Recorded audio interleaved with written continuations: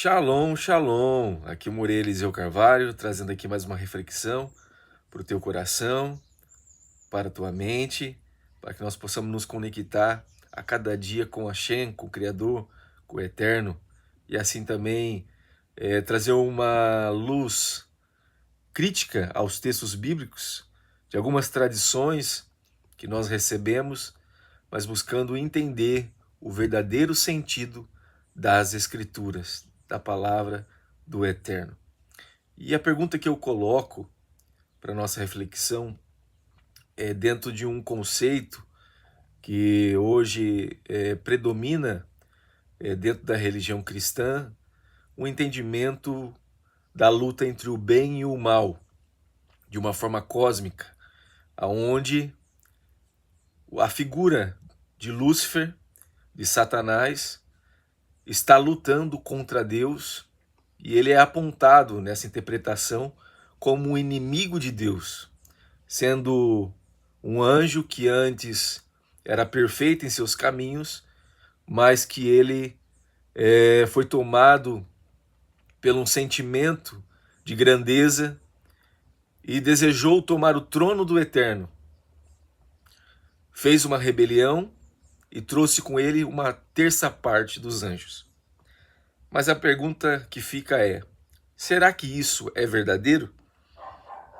Será que isso realmente é coerente com todo o conteúdo completo das Escrituras?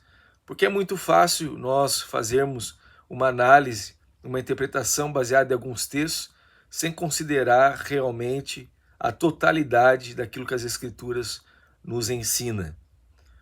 Alguns textos que são utilizados para defender a figura de Lúcifer, lembrando que a expressão Lúcifer foi pautada, essa apresentação de uma entidade, de um ser, foi pautada referente a uma tradução quando Jerônimo, no quarto século, foi traduzir a Bíblia hebraica, como também o Novo Testamento, para o latim, e ali ficou uma expressão que se referia à estrela d'alva, a estrela da alva, que era uma referência, como também para muitos, para o planeta Vênus, e ali foi traduzido para Lúcifer, aquele que no contexto do texto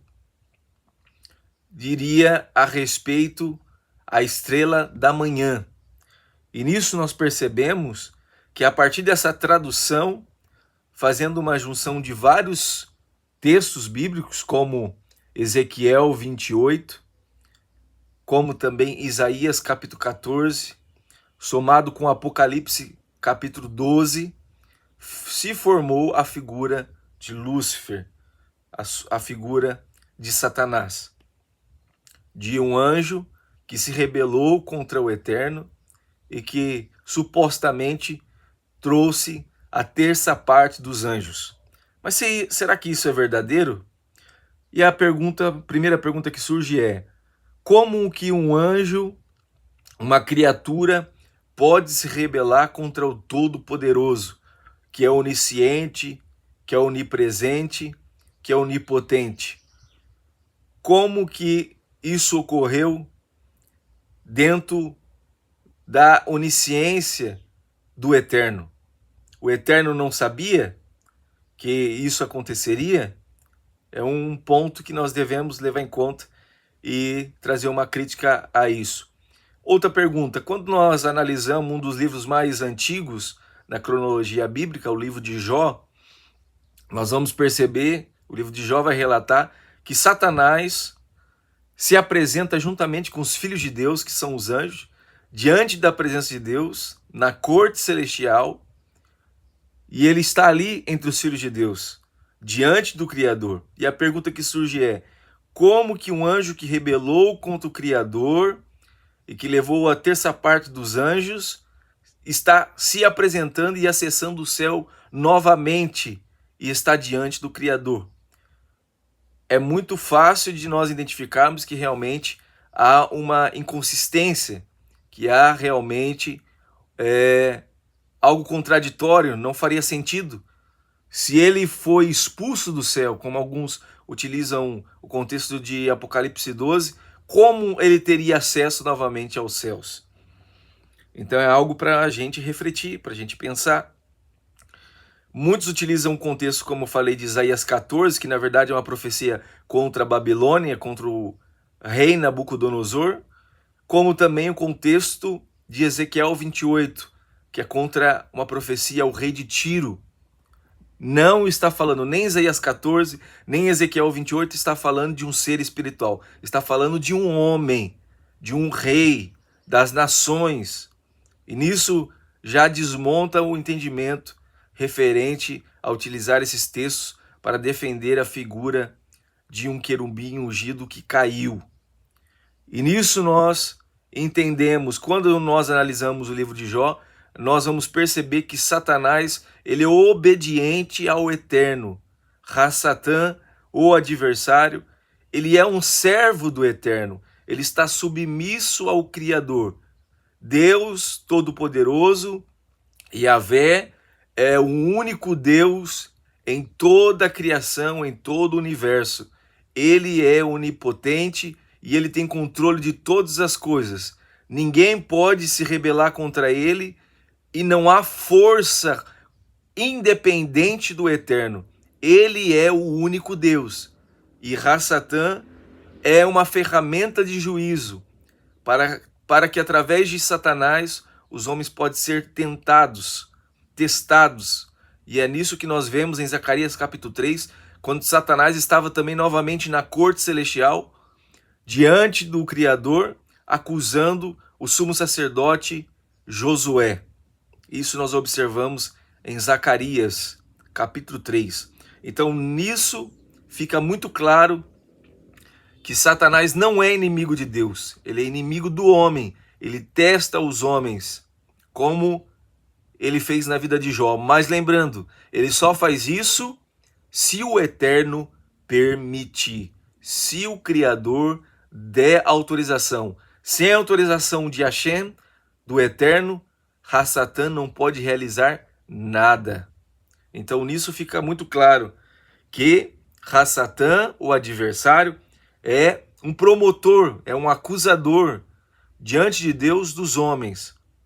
Como nós sabemos que Yeshua, o nosso Mashiach, é o nosso advogado diante do Criador. E nisso nós percebemos que todo esse contexto, toda essa teoria não faz sentido.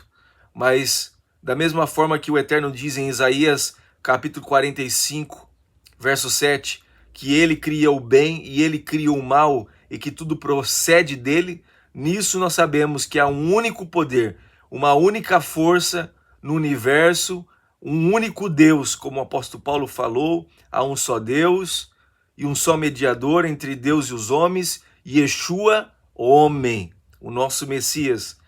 Dentro de toda a criação há um único Deus todo-poderoso e ninguém pode desafiá-lo, ninguém pode rebelar contra ele. E lembrando que os anjos foram feitos com um pequeno livre-arbítrio, mas eles não podem deixar de cumprir aquilo, as ordenanças que o Eterno pede para que eles realizem.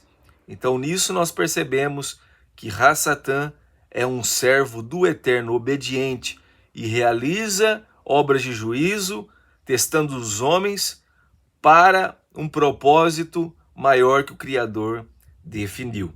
Eu desejo para você um Boker Tov, um bom dia, que o Criador possa iluminar os teus caminhos e que nós possamos caminhar na Torá, nos ensinamentos do Eterno, sabendo que o Eterno está com os olhos sobre a terra, observando o justo, observando aqueles que cumprem os mandamentos, porque a Torá é a árvore da vida, a Torá é a palavra viva para a nossa caminhada sobre essa terra. Que o Criador continue te abençoando, te iluminando, Shalom, shalom. Um bom dia para você e que a luz de Hashem possa brilhar no meu e no teu coração.